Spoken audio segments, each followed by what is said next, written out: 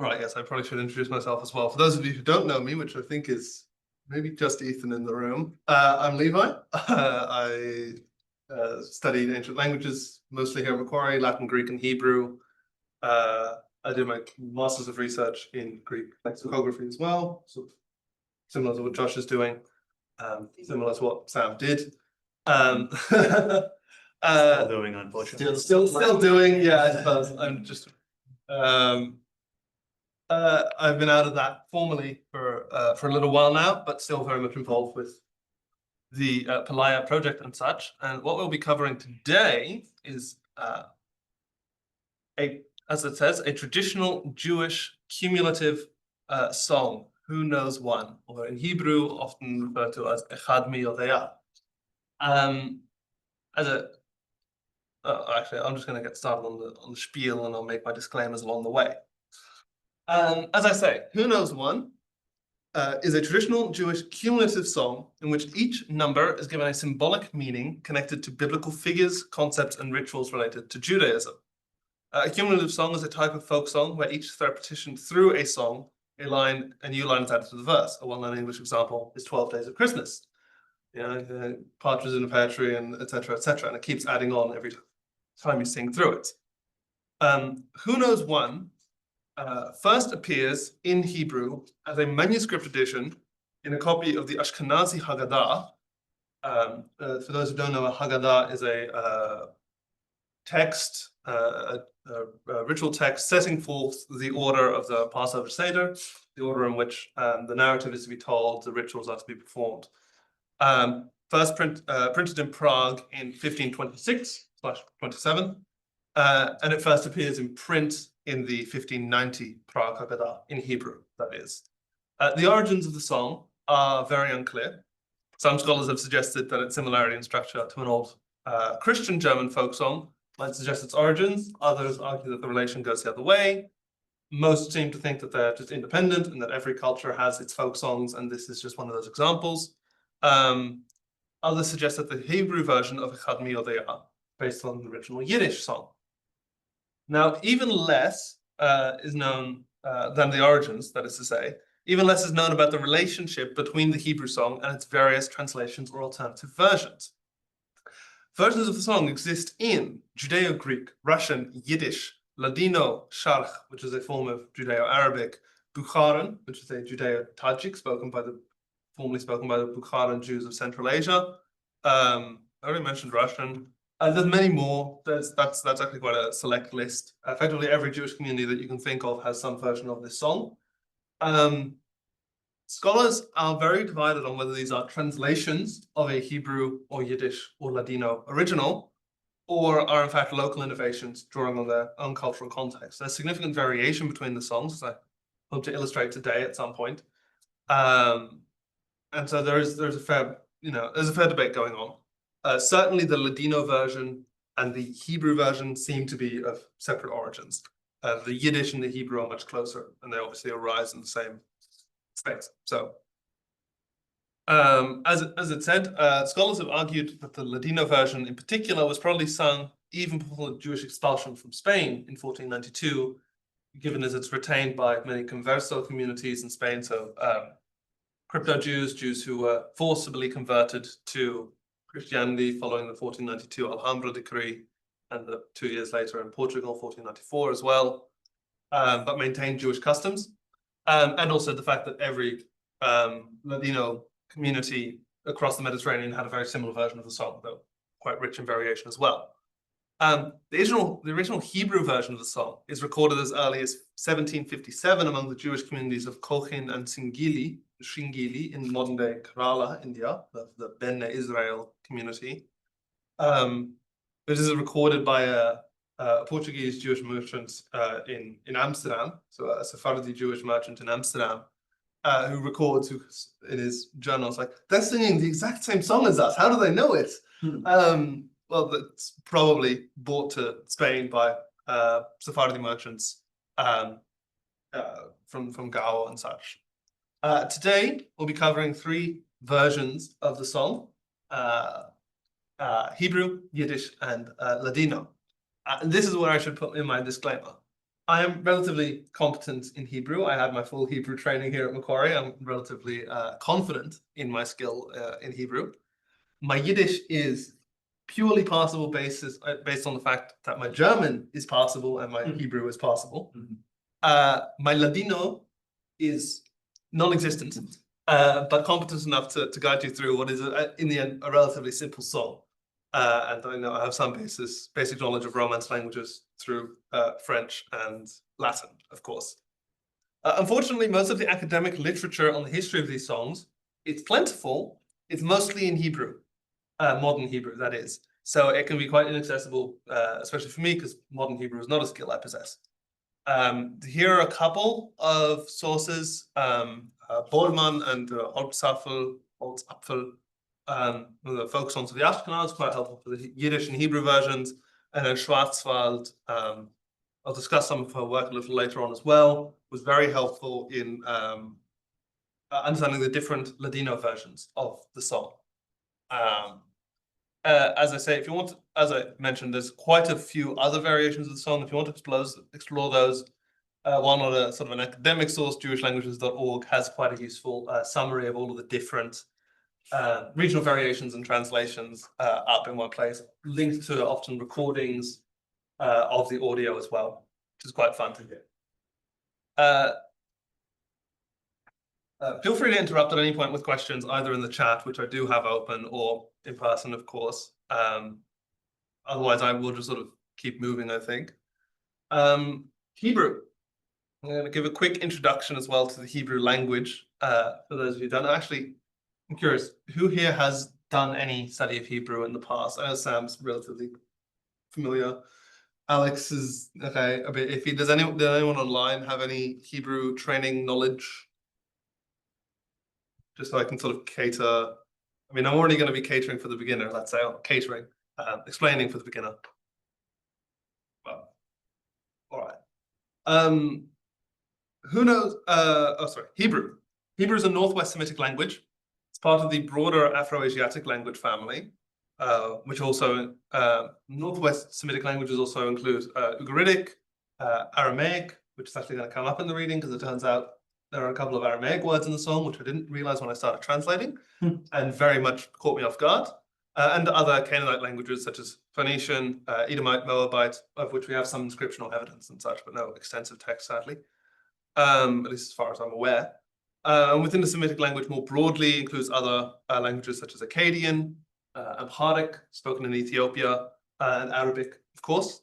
And then the Afro-Asiatic language family more broadly extends to include many languages of North Africa and East Africa: Berber, Chadic, Cushitic, Egyptian, Omotic. Omotic is slightly debated. The reason I mention that is if you have any training in Coptic or hieroglyphic Egyptian, some distant aspects of Hebrew might actually come up familiar to you in this song. So if you have that sort of Coptic training, keep an eye out, I'd say.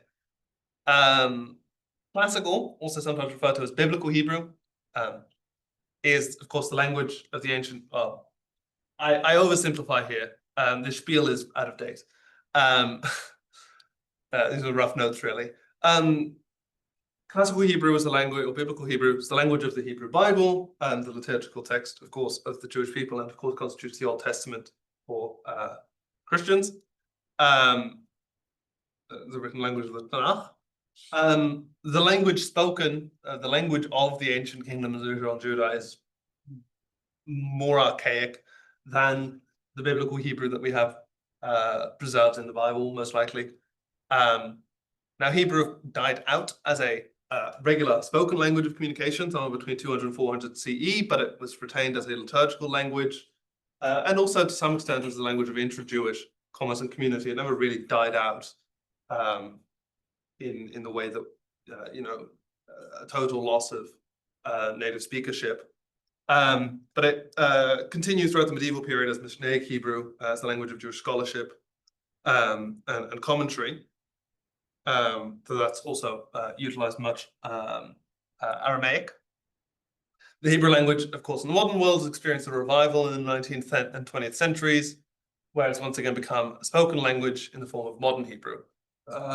Levi, correct me if I'm wrong. I guess the modern Hebrew, the spoken language, is the only example in the world where it has been revived from a dead language. Yeah, as of right now, Yeah. yes, it's from what is mostly a liturgical language back to a language of modern day sort of commerce and society. Yes, that's the only example. The version of the Hebrew text below, because as with all folk songs, there are many different versions, is the one from the original 1526 Prague Haggadah, mostly following the transcription of Aharon Varadi, who's done a wonderful work at digitizing it, except where otherwise noted, which is a couple of places, because luckily, I just want to show this. This is the original 1526 Prague Haggadah, fully scanned. It's wonderful that this is just accessible to us. I'm not sure how I'm going to be able to. This is the start of the song, which we are about to read in Hebrew. This is, in fact, Yiddish, a Yiddish translation, not the Yiddish song itself that we'll be covering later, but it's a Yiddish translation of the Hebrew written in between the verses. I thought this was quite cool, and I was, in fact, having to frequently refer to this document in and of itself to correct a number of textual errors in terms of the transcription. Many have creeped in over time, apparently. We start with the formula that every verse of this song is going to start with. Each verse of the song starts with a number, in Hebrew, of course, with the question, who knows this number? That's the first mistake. That should not have a question mark after it. Let's see if I can. Can I cross out? I can. My first command to you, my children, cross out that question mark. It should not be there. So, for example, the first number we're going to encounter this. This is I have included the original Hebrew on the right. Okay, rid of the stuff on the right. Okay. I've included the original Hebrew here on the right, and transliteration here on the left. For those of you who aren't familiar with the Hebrew alphabet, because I was not feeling so inclined as to teach the Hebrew alphabet right this moment. I learned it from there's a Sesame Street song on YouTube. Oh. It has like it sings Aleph Bet Gimel Dalet Hey Vav Zayin. Oh really? Oh yeah, oh, that would work. I did it the old-fashioned way of someone at a whiteboard going through. This is Aleph, this is Beit. Now repeat after me. Much less fun. So the first number. So just as an example, so this is the question formula, mi yodea. So we're going to start with echad mi yodea. Echad being the Hebrew number name for the number one. Echad. There's the first piece of Hebrew. Echad, one. Mi. Mi is your. Actually, this is the only. Actually, I was going to say this is the only bit I have any form of apparatus for, so I can actually ask questions and it not be unfair. Who knows what mi is? The question, It's the interrogative, yes. Specifically the personal interrogative. So this is who, as opposed to what or why or something. So this is who, one, and then we have an echad here that we have to fill in. Yodea. This is in the apparatus. Who knows what yodea means? The masculine singular active participle. It is the masculine singular kal active participle of the verb yada, to know. It's very, this is also, by the way, this is going to be our only verb in the whole song. So cherish it. Cherish it. Hold it close to your hearts. Who knows one? Who knows the number one? And then the response is ani. Echad. Ani yodea. Ani is the personal pronoun I. I know one. Exactly. And then we're gonna, as we go along, Shnaim mi yodea. Shnaim ani yodea. I know two. I know three. And so the idea is, I should have explained the context of this a little bit more. This song is recorded in Passover Aggadot. It's traditionally sung, at least in Hebrew variation, at Passover. And effectively, the idea being part of a tool to keep the children awake for the evening.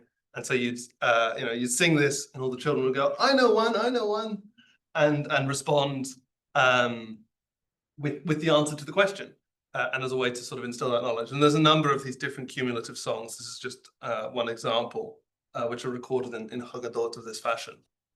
So, who knows one? I know one. Echad, one. Eloheinu. Who knows what Eloheinu means? I know what Elohim means. You know what Elohim means? Well, what is Elohim? The Lord God. God, yes. Elohim is interesting. I hear that someone doesn't have my handout. So let me quickly put that. I can hopefully put it in the Zoom chat. You should be able to. I cannot due to file administration file restrictions. Would that be something I can change here? You should be able to. There. I may have to. No. Ooh, that's not that.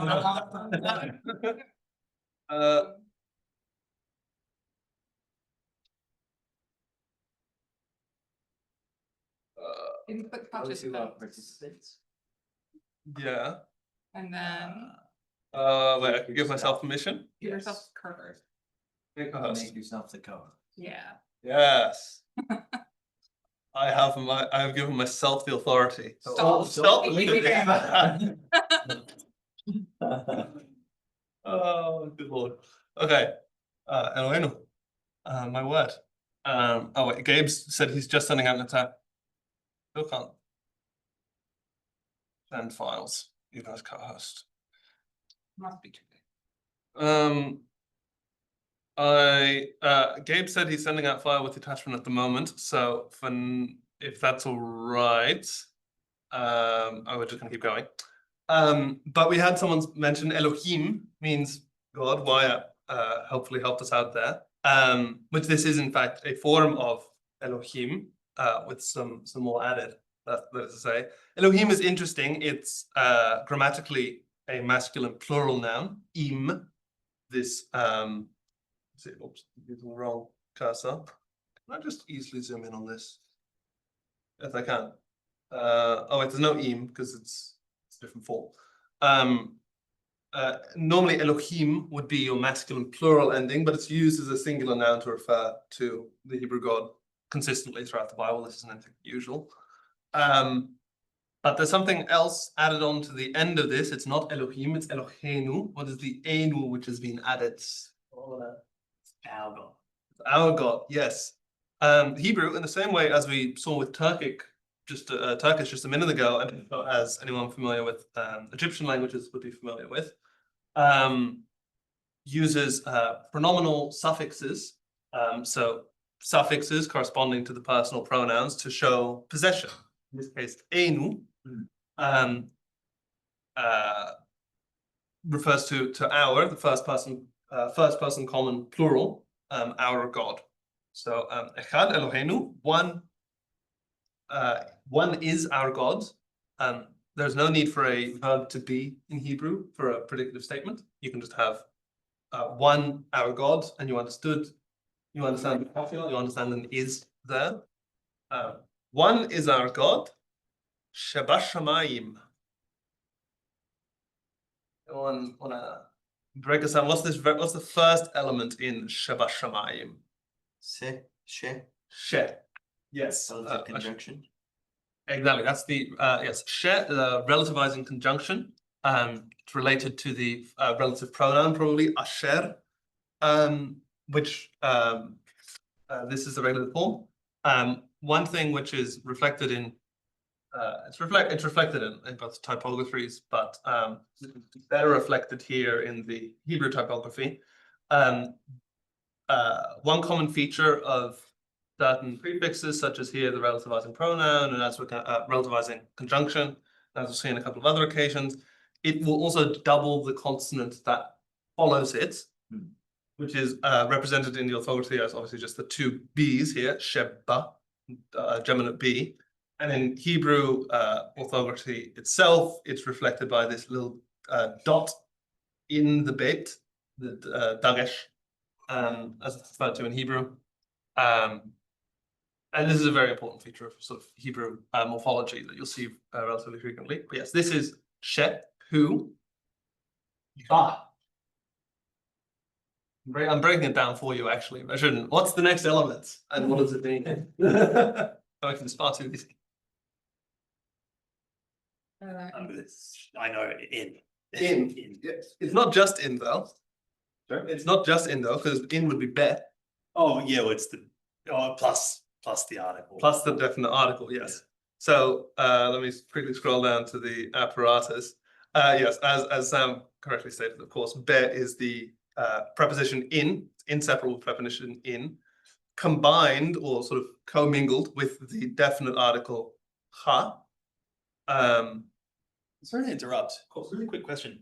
Do you have a rough date for when this was written? 1526. 1526. This is the original. Yeah, this is the earliest record we have in here, and this is handwritten annotation. Beautiful. Sorry, I must have missed that bit. Thank you. No, of course. So yeah, this is not classical Hebrew. This is well, at least as at our earliest record, it's Mishnaic Hebrew. But so not technically an ancient language, I suppose either. Well, the language is ancient. Nonetheless. It's interesting nonetheless, exactly. And the language is ancient, even if the text we're studying in it is not. So I realize I'm obscuring it, but people in person also have this at least still has on the handout, which is yes, the definite article hey, ha gets swallowed by the preposition, which is unfortunate, but you know, these things happen in the dog-eat-dog world of Hebrew Hebrew prepositions. That sentence got away from me a little. But the verb is changed. So instead of the be that we saw underneath, it has become a ba, and it's doubled the following consonant again. That's why we have two sh here, shebashamayim. It's this little dagesh here, which that's the effect of the definite article, not the preposition. That is. And then we have the next element.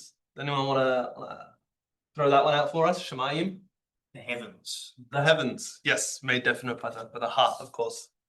This is a plural, is it? Shemayim, is that one of those? It's one of those weird jewels. It's one of those jewels. Yes, that's right. I think I've written it as plural by accent because it's just that's how you read it.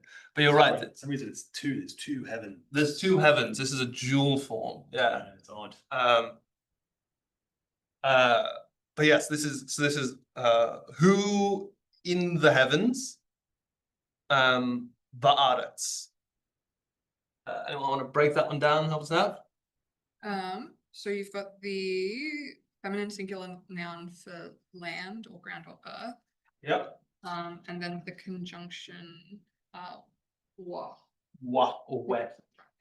Yes, whether you want to pronounce it as a V as it is in modern Hebrew, ve, or we, the W sound, or ve, something in between. That's the conjunction vav, conjunction and then the aret just means the aret or va'aretz. This is an interesting thing to note. All modern transcriptions of this song, including the transcription of this document, read this as uva'aretz, that they've repeated the preposition bet. But it's very clear to see within the original document that it's just va'aretz. There's no bet in there. Vav, aleph, resh, final form tzadeh. It's very interesting that it makes sense to repeat the preposition, the one who's in the heavens and on the earth, because the preposition bet can have both functions. But it doesn't, but because you've got a conjunction, you don't need to repeat the. No, but I feel like in Hebrew you typically would. I don't recall. Yeah. Yeah. It's been a while. Yeah. I feel it's a bit loosey goosey and that sort of stuff from memory. yeah. I mean, of course, it's going to vary by author of any particular text. Yeah. But yes, I just found that interesting, sort of as a textual note. You'll if you look up any other version of the song, it will have uva aretz, I guarantee you. Yeah. But it's quite clearly va'aretz. Kind of thing for theological reasons, though. Well, I don't know that I know much about it, but I don't want to say God's in heaven, but saying God's on earth I think would be theologically upsetting to certain people. Perhaps, Yeah. yeah. I find it interesting that that's the innovation which has made them Yeah. sort of universally. It's quite interesting.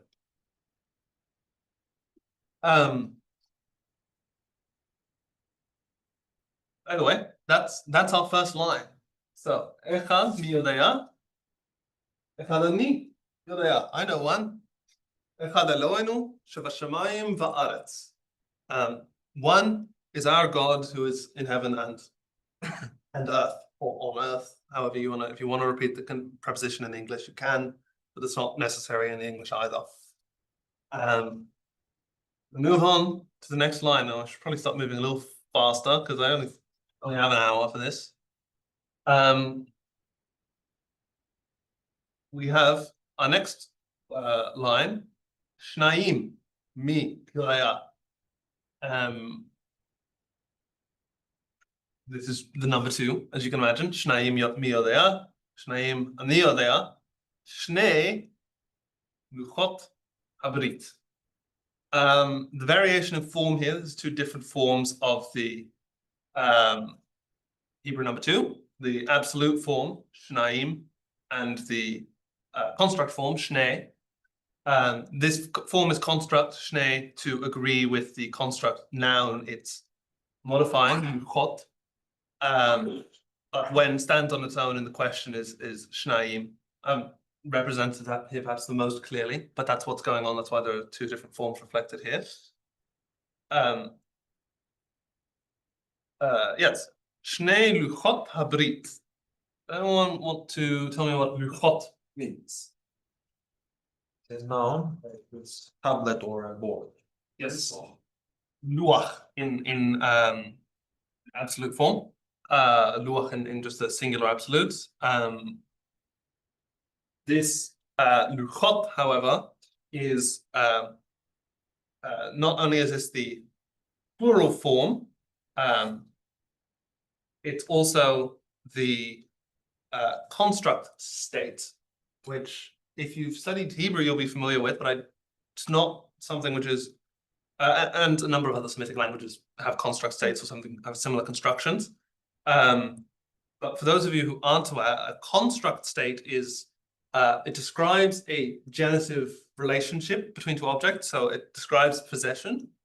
But unlike a sort of a genitive construction, as we'd think of it in ancient Greek or Hebrew, the thing which is possessed is put into the construct state, and the possessor is kept in the absolute. So this is tablets. This is the tablets of someone else. It is in the construct state, so thus they are being possessed. It's also interesting because this luchot is the feminine plural construct ending, was identical to the absolute in the feminine plural. Feminine absolute and construct, feminine plural, absolute, and construct are identical. But this is a masculine noun. This is a masculine noun with feminine form, which we can tell by the Shnei retaining its masculine form. And your regular masculine construct ending would be ne or a. These are luchot. Sorry. I hear something. There's some things in the chat which I have been seeing but not seeing properly. Yes. The Hungarian possessive form of nouns work the same, but you have to add case on top of the possessive form. Well, lovely. We don't have to deal with case in Hebrew, luckily, outside of constructs and absolute, which is realistically is case function, but we're not going to get into that debate. But these are the tablets, luchot habrit. Anyone want to give me habrit while you still have your notes to rely on? Little flying blind people. From Barit, covenant, and it's definite article. Yes, this is the brit. Sorry, yes, it's poorly reflected in the transliteration. But the shva, the upside down e in the transliteration is sometimes pronounced and sometimes isn't. There are easy ways to tell within the Hebrew orthography when you should pronounce it and when you shouldn't. There's like regular rules. If pronounced, it does make just a short schwa, berit. But in this case, the schwa is silent, so it's just ha brit. But yes, this is ha, the definite article again with a dot for the doubling, and brit is the word covenant. Yes, so 2 are the tablets of the covenant. This is referring to the tablets of the law, of course, the 2 tablets of Moses. And as I said, we're gonna quickly skip through because I want to get onto both the Yiddish and the Ladino versions because they're fun when you see them side by side. Whereas the songs are relatively simple in both just number now. So we're gonna skip through a little bit faster. Shlosha avot. Shlosha, as you can imagine, it's the number 3. Avot. Fathers. Fathers. Yes, this is a masculine noun, avot, with a feminine plural form though. This is something this is the sort of a little interruption. Actually, we'll do one more. Arba imachot.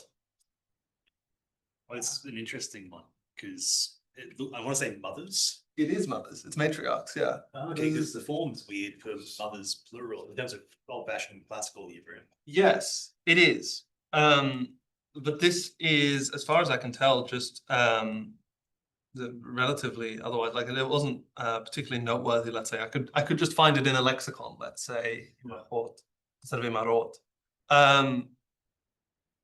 From amma. As I sort of said, avot is from the Hebrew av, which means father, and then plural, and then the imachot from Hebrew amma, meaning mothers. And I see. Okay. What? Well, it's from Amar, From amma. as in like maid, slavey, concubine. Oh, maybe. Oh, wait, yeah, you're right. Also, my think laptop it's- has just died, so I can't look it up anymore. Because I have notes. I have notes, people. I'm not blind. You just are.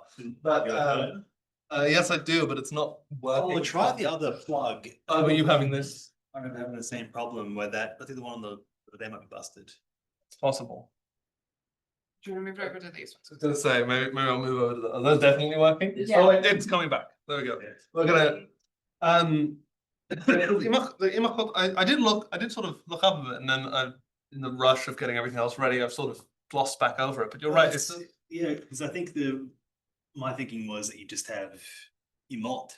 yes as from mothers, yeah. not imachot, and there is another word amar, which might be related, which is maid and concubine is the idea. But it may have come. female servant. Yeah. Yeah. That's possible. I had not sort of clocked that. Let me just double check then, because you're right that it does actually present a little bit of a weirdness.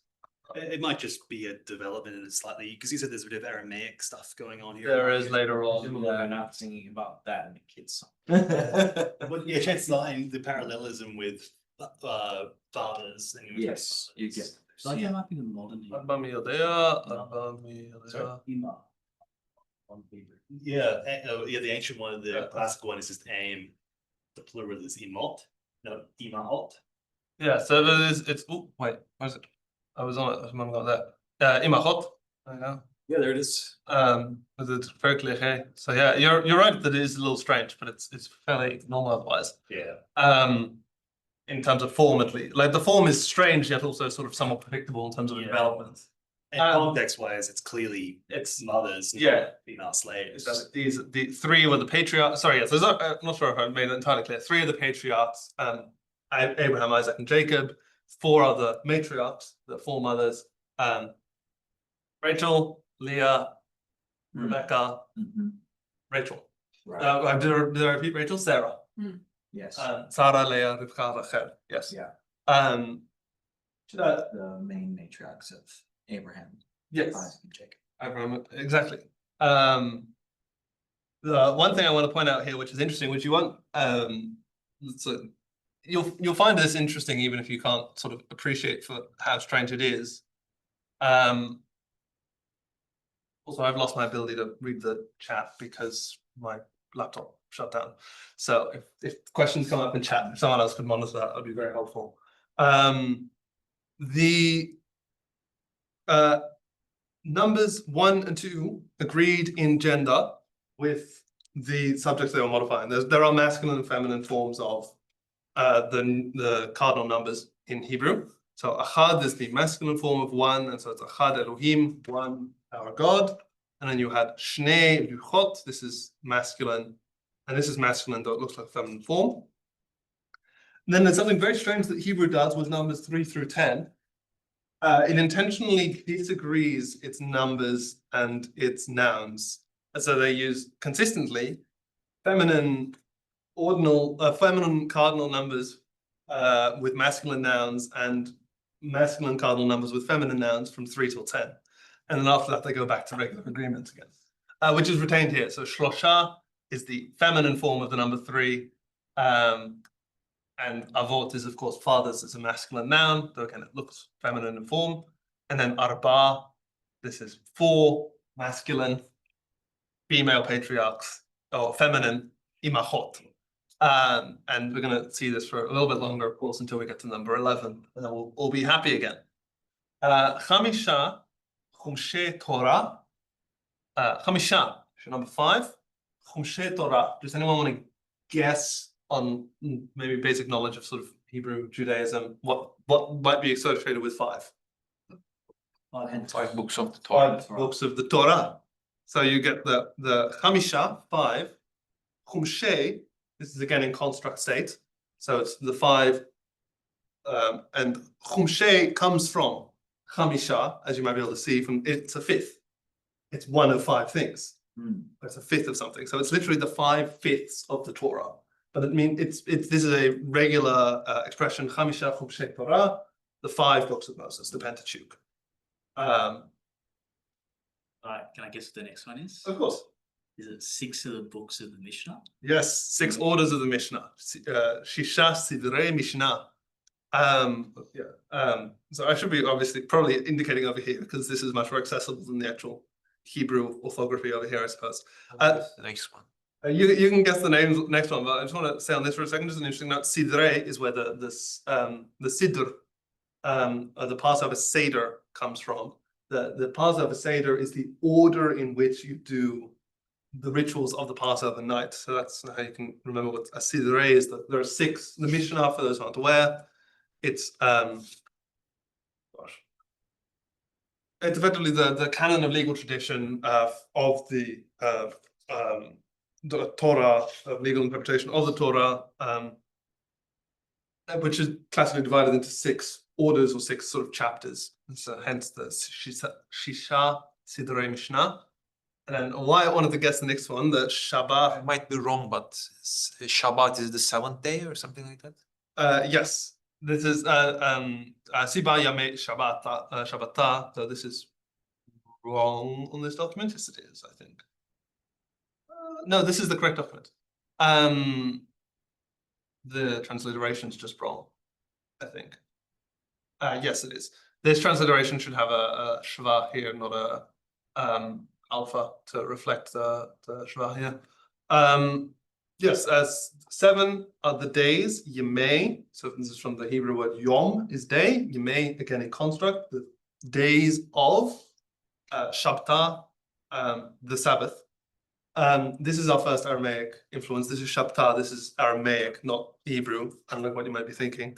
Also, I think, is this, I may be wrong on this. I want to double check this because you're going to get some strangeness in terms of alephs and ches at the end of words. So I'm just going to quickly check. Isn't that the Aramaism? Yes, exactly. That's the article. So rather than your ha, you got an at the end. Yes. But we're going to see later on, they're going to be using Aramaic forms with ches at the end. Oh, really? Yeah, so what are very clearly Aramaic forms. But is this Sidrei Mishnah?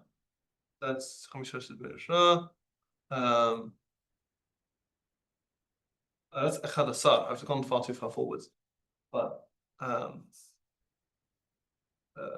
day Mishnah, Yemei Shavta. Yeah. Oh, so there's a hey. I was going to say I think this document's just out of date. So here you see Yemei Shavta. it's got a hey at the end. Sidare, Shisha, Sidare, Mishnah. So yeah, it's this. I'll go back to the document. It's not an Aramaism as it turns out. Oh gosh, this is not the most convenient working situation on this small keyboard. This should be a hey. This is a Aleph here should be a hey. It's incorrectly spelled. What about it was? So this isn't Aramaic. This is just the normal Hebrew for Shabbat, Sabbath, Shabbat. All right, hold on. We'll get to the Aramaism on the next line. No, it's going to take until 11 before we get the proper Aramaisms. So, but we're going to keep on moving forward because we're running out of time. Shemona Yemei Milah. This is 8. Shemona Yemei Milah. 8. Yemei, we just had it. On the 8th day is circumcision. The 8th, yes, or 8 is the days of circumcision. Milah. Milah is, we had it before. Did we have it before? No, I don't think we did. Milah is another word for covenant. We had habrit before. That's what I was thinking of. Milah is another word for covenant. So 8th is the sorry, Milah isn't covenant. What am I saying? I'm thinking of Brit Milah or Brit Milah. No, Milah is circumcision. Milah is always circumcision. My apologies for the misspeaking. Yeah, Tisha Yarche Leda. Tisha is 9, which is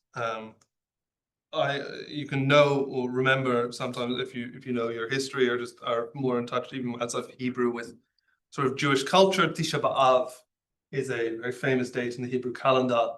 It is the date of calamity for the Jewish people. The 9th day of the month of Av, Tisha B'Av. It is the date of the destruction of the Jewish temple by the Romans, the second temple that is. It is the date of the expulsion from Spain in 1492, which is of course the greatest calamity to ever befall the Sephardic community. It's also the date of, I think it was Hadrian's purge, this beginning of Hadrian's purge of the Holy Land in 200 CE, but I'm not sure on that one. Wait, I've got my dates mixed up there, my emperors. But there are many calamities associated with Tisha B'Av.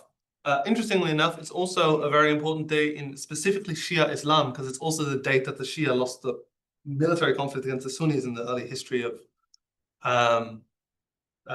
Islam, which is a very interesting sort of connection between Shia Islam and Judaism. I don't think I actually translated this yet. Tisha, a Yarche is a month. Anyone want to think what 9 months might be for Leda? Is that the Passover? No, No. not quite. 9 months. Giving birth. Pregnancy, Leda.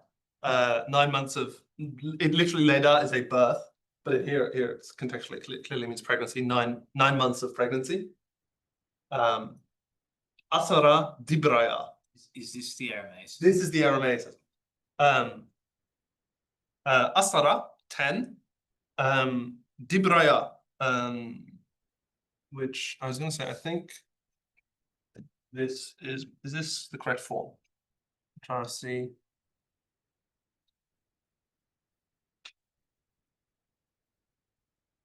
That is up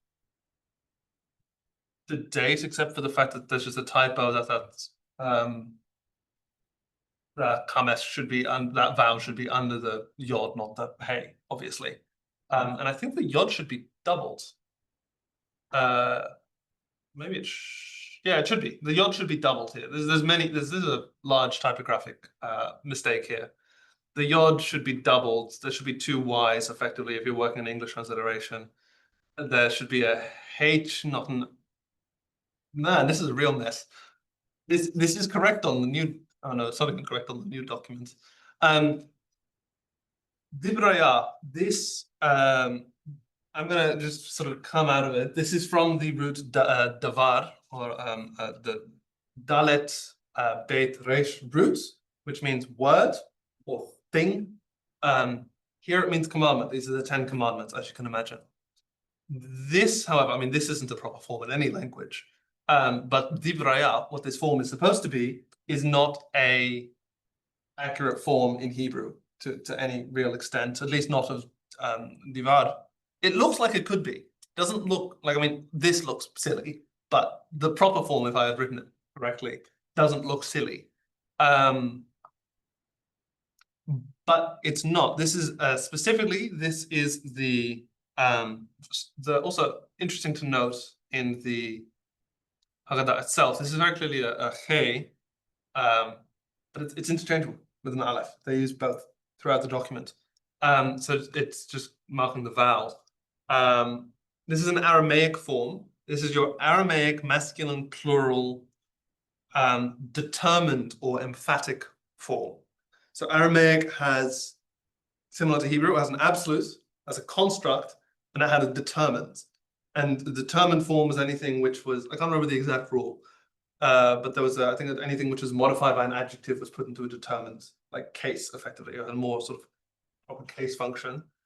But after all, but very early on already, even during like Imperial Aramaic of the Achaemenid period, you see the determined form just being used as an emphatic form. So any noun which was treated as important was put into this new determined or emphatic form. And that has the regular ending ya, normally spelled two double Y A-H. So in Hebrew, a doubled yod, a kames and an aleph. But here they've written it with a H. You see it properly here on the next word. Koch baya. This is an Aramaic ending, which it's just not Hebrew. There's nothing wrong with it, it's just not Hebrew. And that was very confusing to me because I was looking for a very long time to try and make this work as a Hebrew form. It turns out I was engaged in a bit of a fool's errand. Achad asar koch baya. Achad asar, asar is your word for 10. Achad was the word we already had for 1. So this is 11, 1 and 10. Koch baya. Koch baya, stars. 11 stars of Joseph's dream, when Joseph dreams of the 11 stars representing his 11 brothers. So this is, yes, that's what's going on here. Achad asar koch baya. Shnei masar shibtaya. 12. Okay. Anyone can guess 12. What are the 12 tribes? Yeah. I couldn't stop myself. These are the 12 tribes. These are the 12 tribes. Name asar shibtaya. Yes, a shivta is a tribe, but again, these are koch baya, shivtaya, and this last one we're going to get as well. Shlosha asar midaya. These are all Aramaic masculine plural determined or emphatic forms. And yes, the Shlosha asar, 13 midaya, or measurements or attributes. These are 13 attributes of God, which is a traditional sort of aspect of rabbinic interpretation. Anyone, I mean, it's been mentioned that this is going to be recorded, and thus anyone who's using this in recording will likely have much better apparatus than the people on the day are working with, because they only had apparatus up until verse 2 of the song.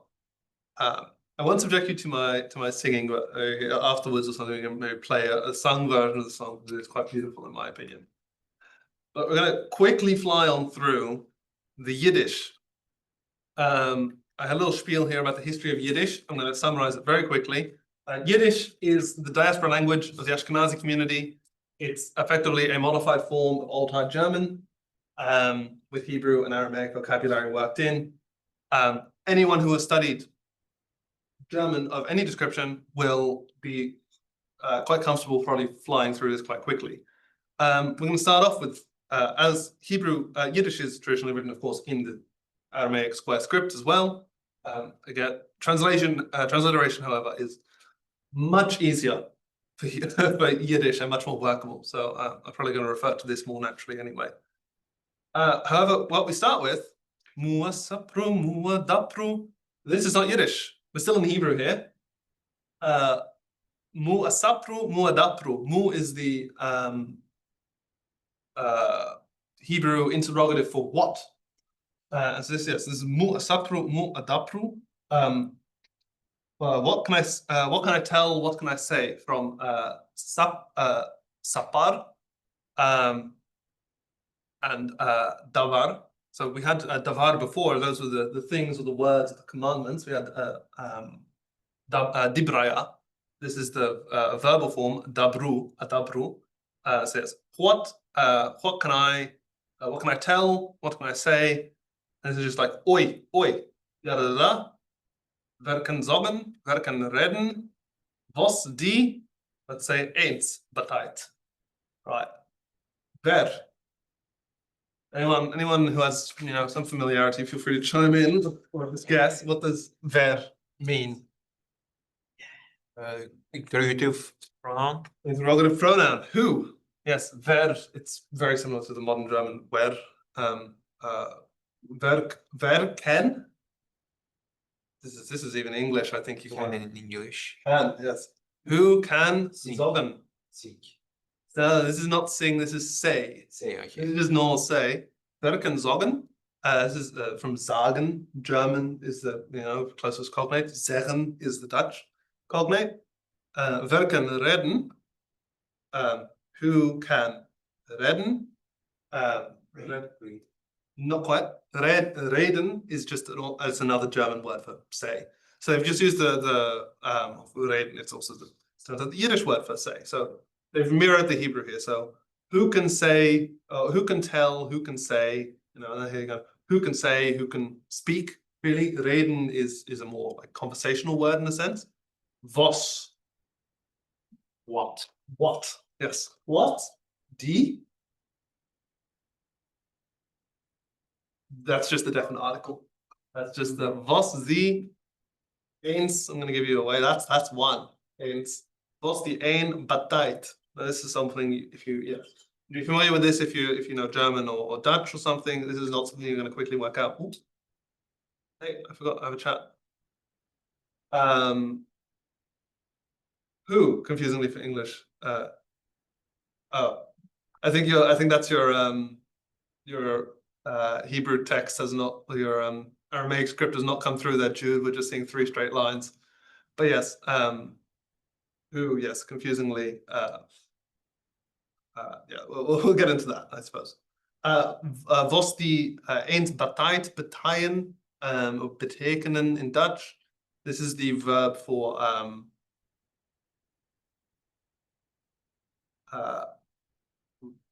this is the verb for meaning. So what the one means. Was die eens beteit. Einer is God. What is God? God is einer. And God is one. And God is one. Und weiter keiner. So we've identified this This is our conjunction. This is and. Und weiter keiner. And further nothing. And further none. This keiner or keiner as it is in Yiddish. It's keiner in modern German. Keiner. This is none or nothing. This is your negative adjective. And weiter, it's not related to the English word further, but I always thought that it was, because the Dutch version is verder, which is related to the English, further, verder. German then is weiter, and then this is weiter. Turns out they're completely independent between the German and the sort of the Dutch English and the German have 2 different origins, but this is further or beyond. And beyond this and beyond none, like no one else. Zwei sehnen die Liches. Zwei, 2. Sehnen, this is to be, this is the plural verb to be. So 2 are die Liches.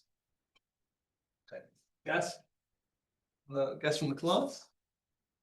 Perhaps. Not quite. This is the Hebrew loan. We had luchot earlier in the Hebrew. This is luches,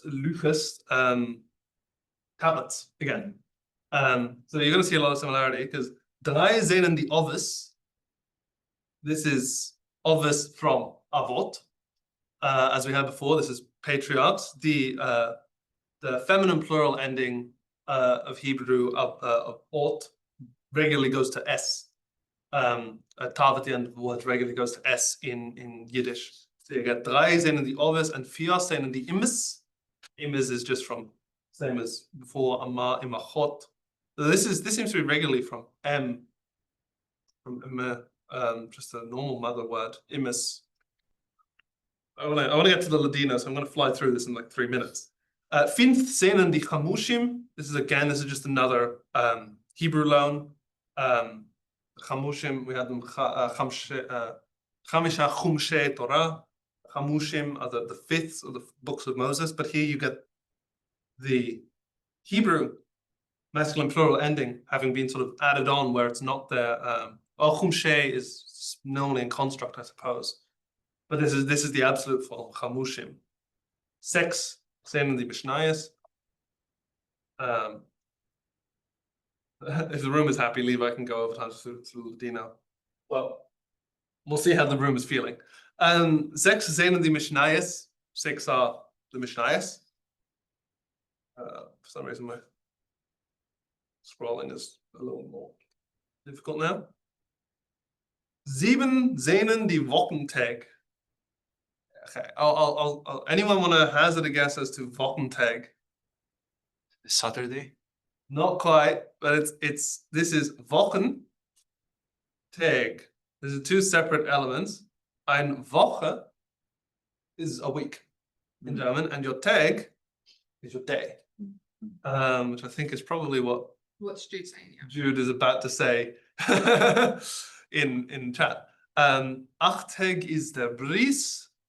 8 days is the Bris. We had Brit before. Or Habrit that was Luchot Habrit we had in the Hebrew, which was the tablets of the covenant. 8 Tag is the Bris. This is why I got confused with Milah earlier. This is Bris meaning covenant, but the 8th day is the day of circumcision. And so this is Bris standing in as, circumcision is the mark of the covenant, sign of the covenant. 9 Chedoshim trokt men. 9 priests, something. Not quite. A good guess though from the Kachanim. The Chedoshim we had months. Yeah, we had earlier. This is from the Hebrew again. 9 months. This is also pregnancy, but trogt is from this is a verb. Here it means to be pregnant. Originally, and still in Yiddish, does mean to carry. So it's just your verb for carrying. So there's literally this would read, and 9 months. Someone, this is men, this is your indefinite pronoun. So you have 9 days, 1 carries. 9 days, 9 months, sorry, 1 is pregnant. Only 9 days. Make women's lives a lot easier. 10 zijn die gebod. Oh, gebod. I shouldn't make that a fricative. 10 are the gebod, the commandments. 11 zijn die Stern. I'm sorry, I pronounced that very, very German-like, but I suppose that's probably accurate for the Yiddish. My Yiddish pronunciation is just German, except for where I know it's wrong. 11 are the stars. 12 zijn die Shvotim. We had this before as well, the Shvotim. I can't remember the exact form we had in the Hebrew, but this is from the Hebrew tribes. And 13 is men bar mitzvah. 13 is one's bar mitzvah. At 13 years old, you have your bar mitzvah and you become a full member of the community. Now, if people aren't happy for me to continue on with the Ladino, they're more than welcome to go to lunch. But I'm going to keep going with the Ladino for anyone who wants to stick around. Ladino, also referred to as Judeo-Spanish, spoken in Iberia, among the Jewish community there. I will just highlight that today Ladino faces a significantly greater threat of extinction than Yiddish does. Yiddish is, while technically it's put on the endangered list, I think it's got quite a vital speaker base, let's say. Ladino is much more, all of the native speakers are elderly and it's not being passed on as much as Yiddish is. The majority of the population of Ladino speakers lives in Israel, about 43,000. The rest live in modern-day Turkey. about 8,000 Ladino speakers still live in modern day Turkey, apparently.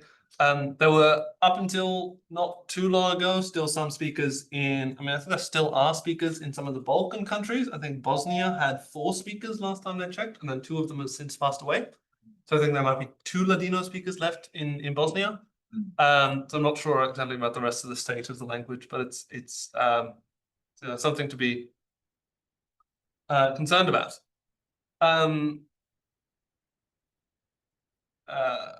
I'm not going to get too much into the history of Salmara because I want to get into this. This is your Ladino. Sorry, it's written in 2 columns. Yes, this is drawing heavily on Schwarzwald's analysis of establishing this is sort of the most common variation of the song that you'll see, with certain variant motifs noted where I thought they were particularly interesting and thus noteworthy. But whereas in Hebrew we had the question opening, Echad mi yodea, ani yodea. Here you have, and in Yiddish we had more satru, more dapru, ois vo yontri hier, wer kan sagen, wer kan reden, was die eens beteiligt. The Ladino equivalent is Ken supiense y entendiense alavar al dio creense qualo es el uno. Oh. Spanish. Pretty much. All right. Ken. Ken, what? Ken is one, related to Spanish. Ken comes from Latin quem. It just means who. Supiense. There's actually something quite interesting to note, and this is, I think, the only, if it made it into this version, it's the only, yes, bit of the apparatus. These verb forms, supiense, entendiense, and creense, these forms which utilize the N, supiense, entendiente, creense, whatever variation you have of this, you also have sometimes a verb of loving, creense, are most likely a combination of apocryphate participle patterns used in Ladino translations, sapien, entendien, creen, with the imperfect preterite supiese, entendiense, creese. You have, which is in fact not used at all in spoken Judeo-Spanish. So these are effectively artificial forms, artificial participial forms made from an imperfect preterite. These are very, some people say there's some debate around this, but I quite trust Schwarzwald's analysis on this, that these are sort of quite artificial forms, that these are participial forms. Ken supiense y entendiense. Anyone want to just hazard a guess at what supiense might mean?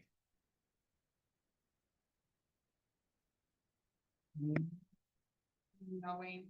It's a knowing verb, yes. Sapio, is it? From sapio, originally from the Latin, yes.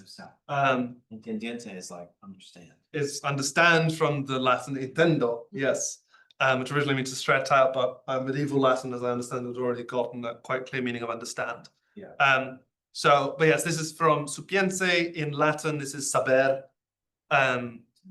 In Ladino, you often see this as saver or suver with a V, but here it's become a P, it's devoiced. So, ken supiense entendiense, who, knowing and understanding, alavar. This is related to Old Spanish alabar. So you see that B to V that you sometimes see in Ladino. Yeah. Praise. Praise, yes. One who is knowing and understanding, praise al Dio, To God. to God, criense, creating, the creator. But they've used the same participial form here to sort of match up as I would read that. Okay, so he's back. Gabe's on his way back. That's what that is. All right. Be warned. Be warned. All right. Right. And then, but we immediately jump in. Qualo.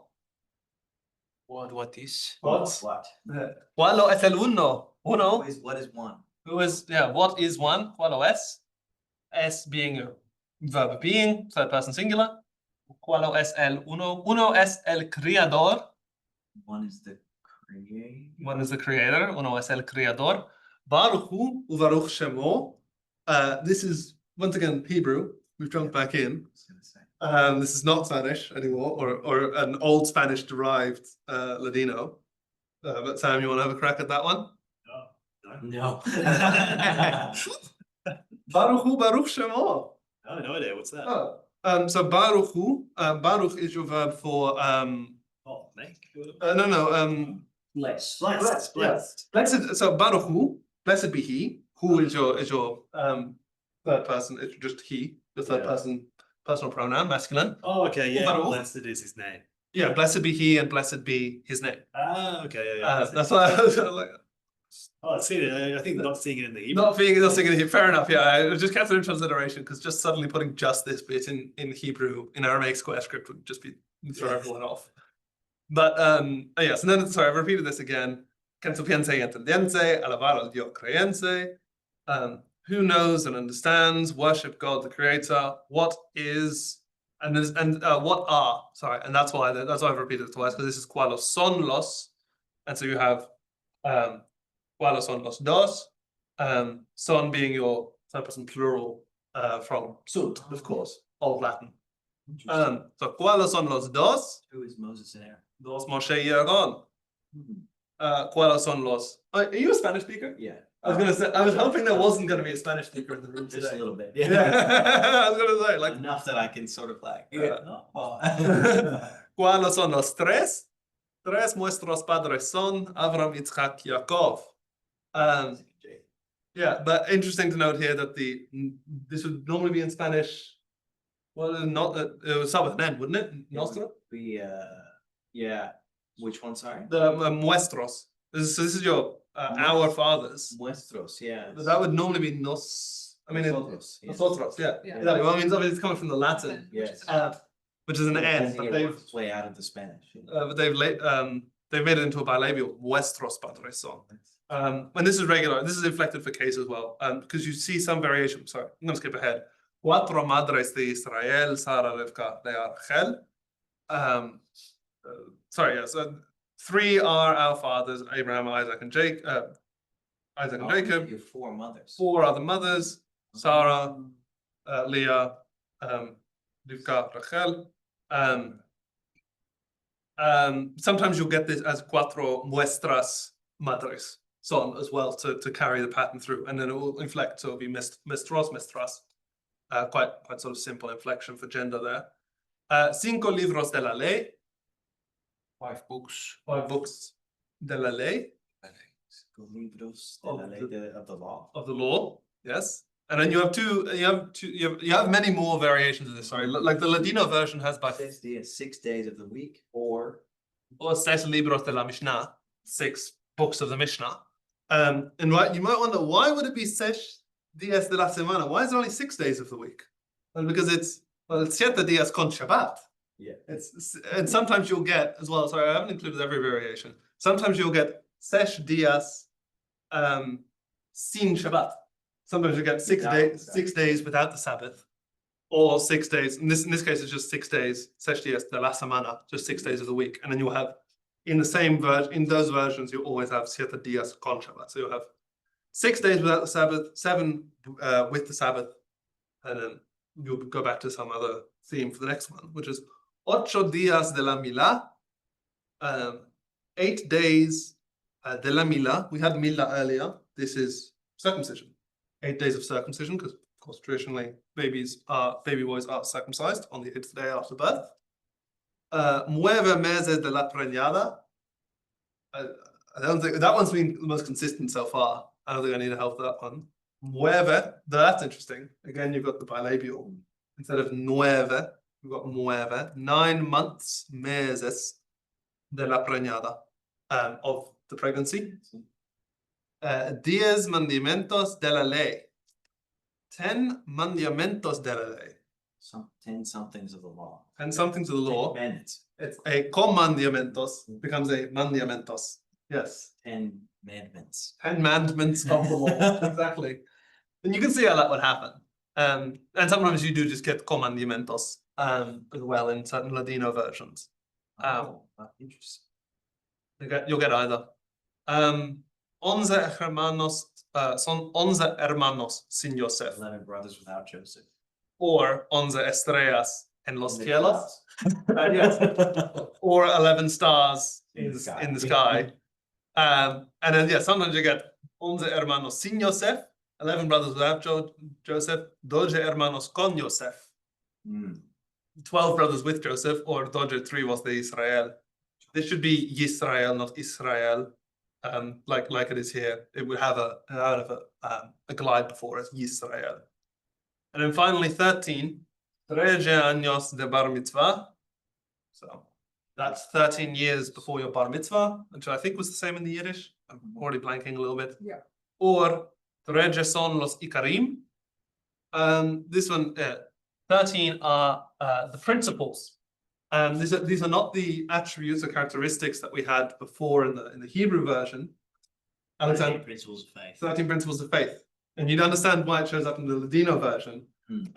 These are the 13 principles of faith as outlined by Maimonides, or also known as the Rambam, very famous rabbi of the Sephardi Golden Age. He outlines 13 principles of faith, sort of the Jewish faith, that is to say, which were at the time highly contested and not at all agreed upon. But they were, it's interesting, especially among converso versions, you'll get this variation. And the argument then being, it's just chance because we don't have that much conservation. The argument being it's that the 13 principles of faith were significantly more important as sort of a declared statement of beliefs for someone who was forced to abandon the ritual aspects of the Jewish faith, but still maintain it privately.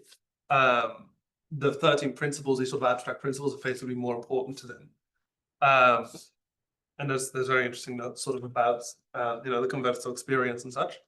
But that is Harambam, indeed. That's it. There you go. We've got a little bit over time, but there are some interesting points along the way. Yeah, hope you all enjoyed. That's your introduction. And yes, look up some instrumented versions. I was planning on maybe playing one, but we've gone well over time, so I'll leave that out now. Of any of the Hebrew, Yiddish, or Ladino versions, they're all quite fun, and it's quite fun to then hear it be sung and actually be able to know what the words are at this point. Thank you very much, everyone.